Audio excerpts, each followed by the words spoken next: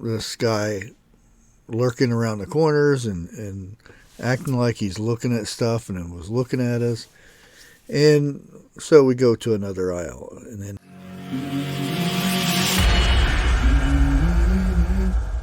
Are you ready?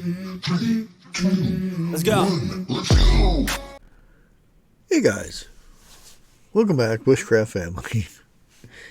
And it's just one of these weeks, I guess. Me and my son was out doing some shopping. We were in Ollie's and looking for a few items. I had to get some light bulbs and just, little knick-knack things. I'm always, got my eyes, even though I'm looking at one thing, I always see things out of the corner of my eye type of thing. And I noticed this guy lurking around the corners and acting like he's looking at stuff, and then was looking at us. And so we go to another aisle, and then here he comes past the aisle and looking over at us. I thought, well, maybe it's just somebody that's seen me on YouTube and is shy or something like that. But the more paid attention to it, it was a little bit more creepier than that, because usually you can tell when somebody thinks they know you from YouTube or something like that, then they don't keep coming around looking very weird, So I asked my son, is that somebody you might know? And he said, who? And I said, well, you'll see him in a couple minutes, because he'll probably creep by the aisle, and then here he comes. And my son said no. And he had a toboggan, and it was squished way down where his eyes were barely covered, or barely uncovered, I guess. And we proceeded through the store and whatnot, and you kept seeing him. And with things the way they have been going, I had been carrying my buddy with me. And you imagine what it is. And usually my shirts, I usually cover said item, buddy. And I noticed that he was on one side of the aisle, would go by. So I just kindly lifted my shirt over it and exposed it a little bit, and then proceeded to, shop type thing. And I noticed when he came by again, his eyes were directed toward my protection. And that still didn't seem to deter the fella. So next time he came by, I pushed the cart to where it was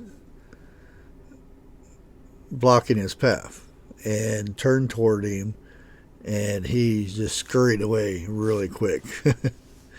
Didn't say anything. So I figured if it was like, somebody that's seen me on YouTube or whatnot would have said something there, but no, scurried away. So I said, whenever we leave, you carry this stuff, and that way my hands are free. I still had some potting soil up on my shoulder, but my right hand was clear. He never came to the store or anything like that. So we got in the truck and started up and sat there for a few minutes, make sure that nobody was coming out to follow or anything like that. So we went on along our way, and that got me thinking about some stuff that's we all should be thinking about, because a lot of times people will go in a store and whatnot and not think nothing about somebody looking at them or something.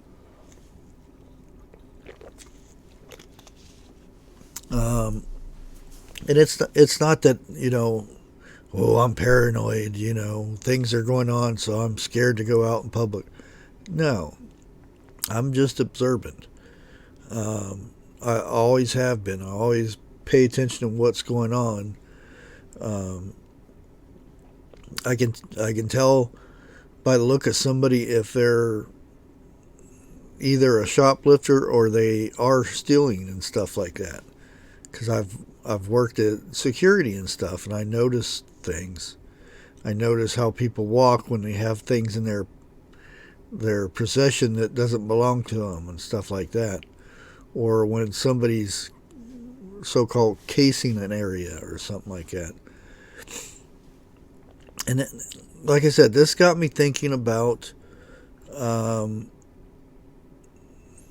the case of a shift effect or event, whatever you want to call it, what to look for, when there are people around, or, now this doesn't really, if you're out in the boonies somewhere to where you don't have much neighbors or whatnot, or even if you do have neighbors, even your neighbors can pose threats depending on situations. Like, shift think doesn't have to be, the world's coming to the end, that type of thing, but it could be, well, we've seen it all on TV. You see these protests that start out as a protest. People going down the road, woo, bad things are happening, woo, save the whales, or whatever the case may be. But it doesn't always stay that way. Those protests turn into what they call riots. Riots then turn into people looting. And people that would never think about breaking the law, they're drawn in, oh, let's go do this, let's smash that, and let's burn this and whatnot. Those are what it calls the mob mentality type of thing. But who are these people, And sometimes you just don't know.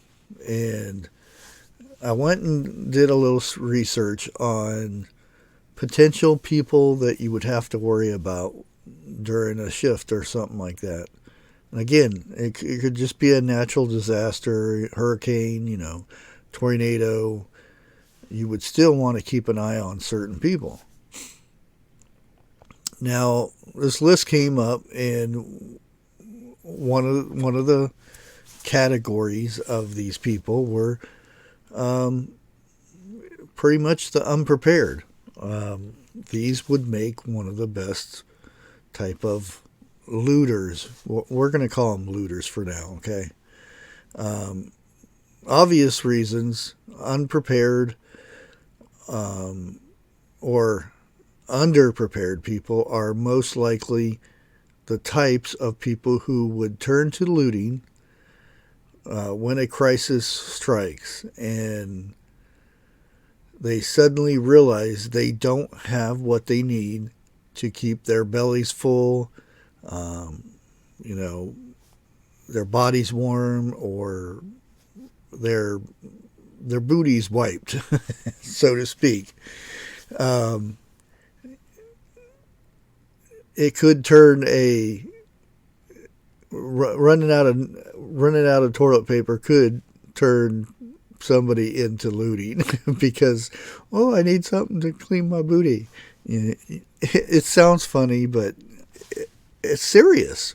It really is. From that point, it's easy for a small moment of desperation to transform into an opportunity to do some serious looting, especially if they're part of a mob, group type situation. Unprepared people are, or the local business home owners aren't putting up any serious resistance. Like a business, they have the big old windows. You just tap in that big window and you can just walk right in. Some homeowners, it's pretty much the same way. You have these flimsy doors, which they see the door, they know they can get through that door very easily. They see that it looks like an easy target or something. We can get in that real easy and get our stuff and go. That is where they're thinking. And a lot of times, just a little deterrent can go a long way. Another one on the list was people with addiction issues.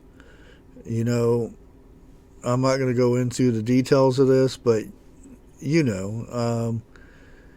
depending, they would always have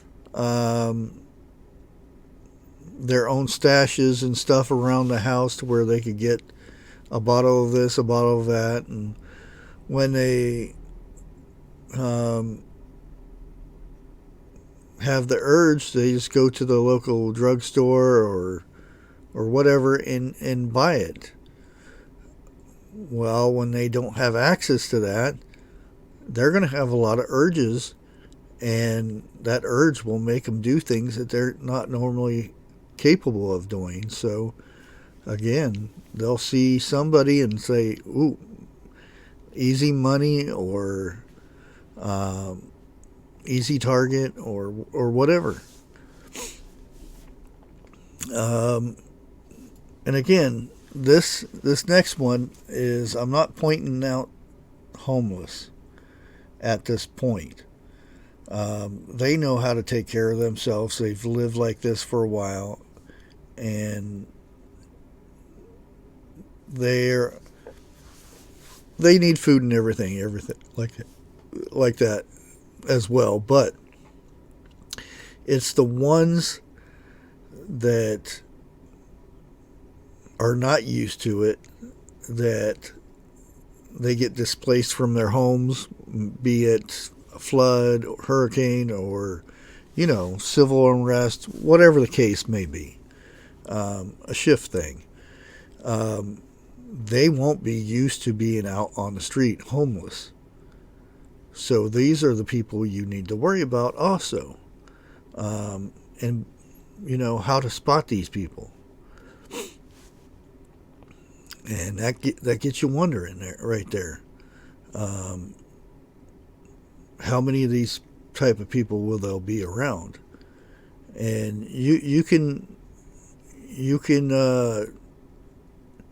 I know, like, a lot of media hides this type of thing, but like Katrina, a lot of these disasters that had happened, these people were tossed out of their homes and things. They weren't just used to it, and they resorted to crime and whatnot to better themselves.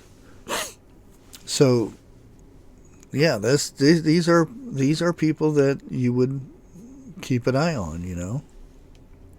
The other ones were what they call the working poor, ones that barely make it from paycheck to paycheck, and if any little thing happens, it sets them way back. These would be uh, you know, and we all know these areas and towns and everything where the low income people live. And once those people got together to go out, that mob mentality would come together, and one follows the other, and they would go to house or whatever. I mean, we seen it in the LA riots, to the Minnesota thing, and in 2020. So that would be some others to look at. Um, now you also have these, I'll say, groups or political social media types, I guess you would call them.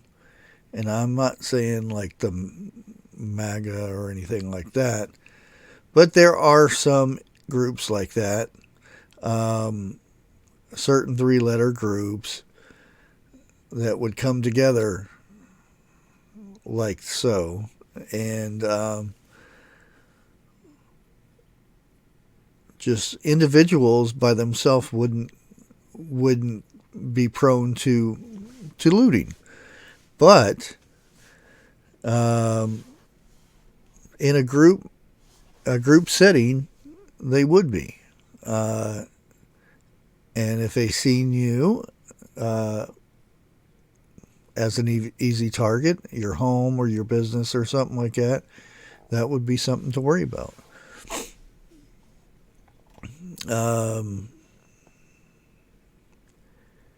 And then you would have probably one of the most worrisome group or category in this would be the negative person. And this could be from any side of the coin. The negative person who wants, the shift thing or the end of the world type thing to come about. They see it as an opportunity to go out and do whatever they want to do. And those are the most dangerous ones you need to watch out for. Those types are very, very dangerous in this situation because, even if it's something that will not last very long, say a month or something, they think they can do whatever they want to people or the property or anything like this. These people would be the most dangerous because they think their law doesn't apply to them or anything because, there's no law and that type of thing. So those are the scary people. And everybody might know some of these types of people that you hear them talk and stuff like that, and they're like, I would actually like it to be, no power or anything, a true shift thing, like, a lot of the prepper channels say. Now, there were some other ones, but I didn't agree with a lot of the,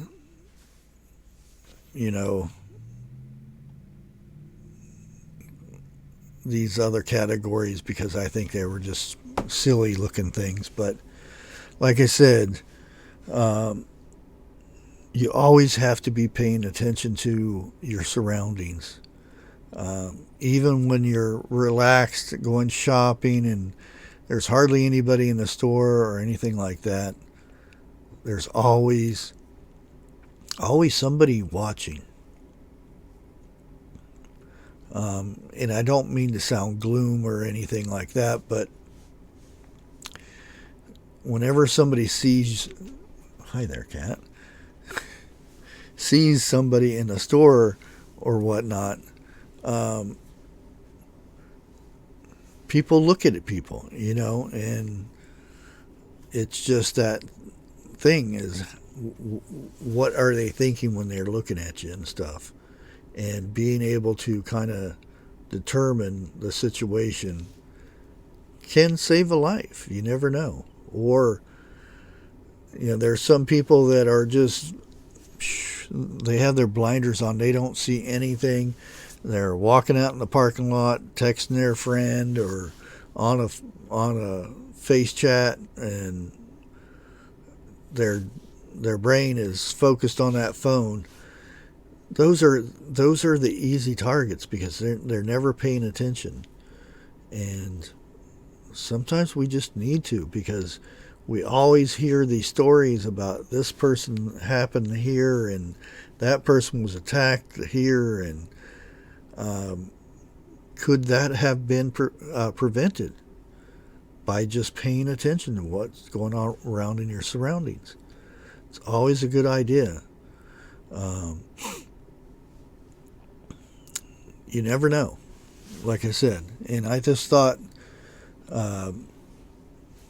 just that little stuff that happened in the store with the weird person stalking us around in the store. Never didn't have a cart or anything, just walking around everywhere we went, acting like he was looking at stuff, and then he would peek over, and it was just weird. So always keep aware of your surroundings. Till next time, like always, God bless.